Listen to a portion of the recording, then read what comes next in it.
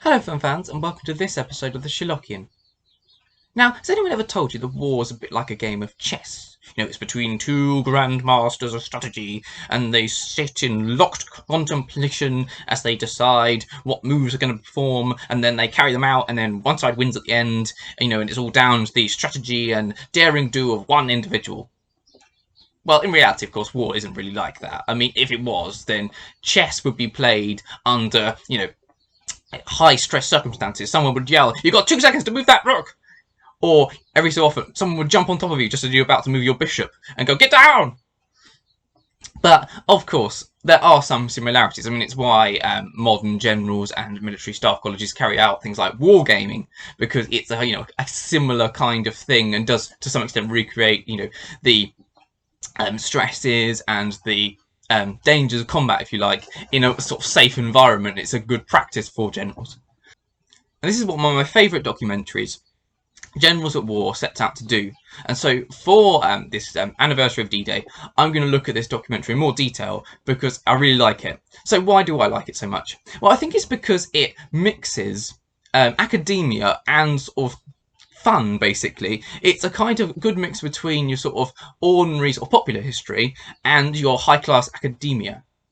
So it has some really high-class historians on this, and one of the reasons I might like it so much, and I only realised this when I was looking into this show in more detail, is that everybody on it seems to be British, pretty much, which, being the fact that I'm English, may possibly prejudice me in its favour, sort of subconsciously. But what I particularly like about it is it has a lot of really, really well thought of academics on it. So it has people like Philip Sabin, who's this military theorist and very well renowned military historian. Weirdly on things that are like ancient battles, but clearly it was obviously adaptable to the Second World War, which is where Generals of War is set. And then it will mix it with someone like Sidney Alford, who's a military engineer, or I think just an engineer in general, and he seems to spend most of the show blowing things up. So he'll show you how, the charge on a bazooka works, or he'll show you the difference between the caliber of a British anti-tank gun and a German anti-tank gun in the deserts of North Africa by blowing up a barrel. Or he'll show you how a Molotov cocktail works. I mean, he seems to spend a lot of time mistreating vehicles. So he, at one point, throws a Molotov cocktail into a van, which, catches on fire very quickly, which is very interesting to see, particularly how fast it happens. But, you do feel sorry for all these poor cars he's wrecking.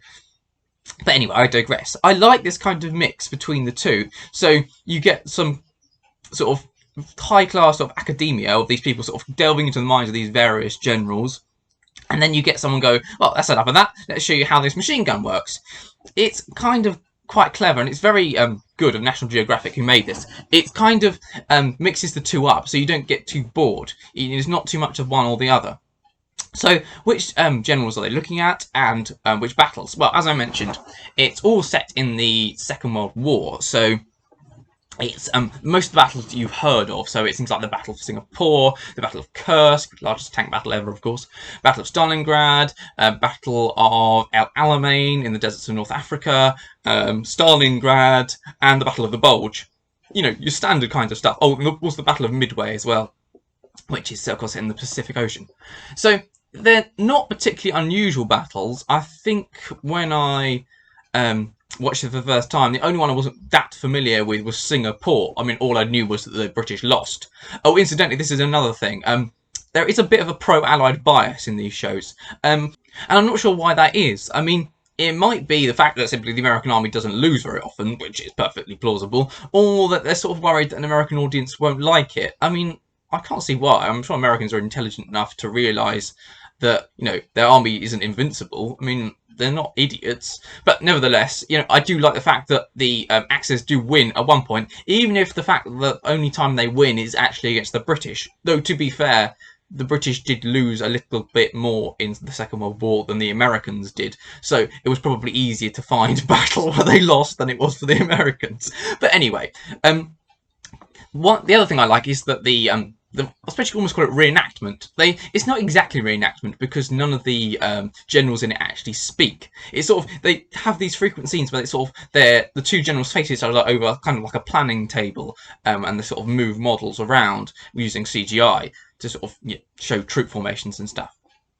And the generals never speak, but they do look a lot like their actual counterparts, and some of them are freakily so. I particularly like the person that played the German Field Marshal Walter Model, who sort of commanded German troops in the Battle of the Bulge, and he looked freakily like his German counterpart. It's weird, and Model was an amazing looking man. I mean, he wore like a monocle, and he was immaculately turned out. He looks like your kind of stereotypical evil German general, which to some extent he actually was, which is not so pleasant.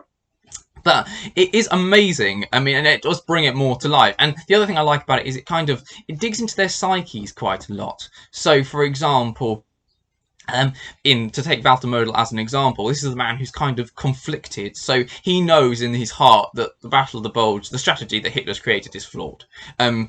Model wants to simply try and capture back the Ardennes, sort of quite a small chunk of sort of territory, which he thinks is doable. Hitler wants to capture the port of Antwerp, which is all across the other side of the country on the sort of the Belgian coast.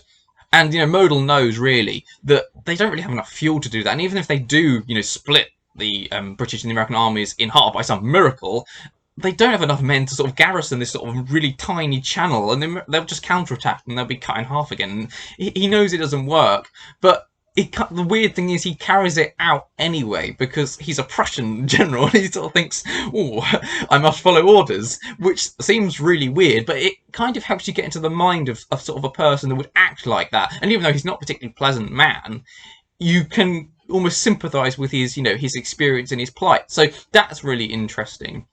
And it's not something I'd ever really looked at before. Most of the time, documentaries seem quite clear to sort of make out which are the goodies and which are the baddies, which is fair enough in something like, as polarizing as World War II. You don't want to seem to be sympathetic with fascists after all. But it is interesting how this show, it sort of allows you to sort of understand someone without, obviously pushing their agenda, which is obviously quite a clever thing to do, but also quite a difficult thing to do. It's difficult to make people empathise with someone without sounding like you're pro them. The other thing I like about this show is that it used a lot of actual real generals in it, which is something that very rarely happens in any military history program at all. So it has people like Julian Thompson and Simon Mayle. These are people who are British generals who are sort of right at the top of their field there. I think Julian Thompson, if I remember right, I think he was employed as a kind of an expert, if you like, by the British government during the Second Gulf War to sort of try and see why things were going wrong. This is a man who's really well regarded in his field. And then you get him talking about someone like, Erich von Manstein, for example, which is, really cool because, you're actually talking to someone who's actually, lived a similar kind of life and then sort of understands the pressures that brings. So that's really fascinating and something that most documentaries don't do. The other thing I like about this as well is that this show has a kind of sense of humour, which is quite difficult when you're looking at battles. This is quite a serious subject, and there's quite a few things I quite like. For example, at one point they show you how the armour on a Russian, I think it's a T-34, if I remember rightly, tank works. Apparently the T-34 had armour that was sort of on its side. It was sort of like diagonal, and apparently that means it actually takes longer for a shell to go through it because you almost, by simply turning it on its side, you've actually doubled its thickness without increasing the weight. So they show you this very simply by using an air rifle and Tolstoy's War and Peace, which is kind of an appropriate book for a Russian tank. And they fire the air rifle into this book and see which page it goes to, which I don't know how accurate that is to actually simulate the real thing, but it's quite fun. The other thing I like as well is that they say, the Russians have this, new secret weapon to beat the German armoured advance.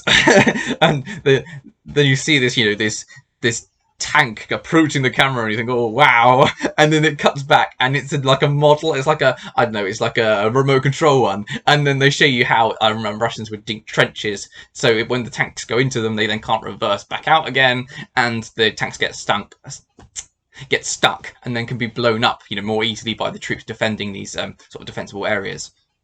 So that's what I like, because again, you don't get that very often in military history documentaries. So I'm thinking, well, this would be quite fun to do. So yeah, I really enjoyed this program. I think it's absolutely fantastic. I think it's on YouTube, so you can watch it, for free if you want to. It's absolutely fantastic, and it's a good mixture of kind of highbrow academia, blowing things up, CGI, acting, military experts, historians. It's got a lot, basically. So yeah, give it a watch. It's absolutely brilliant.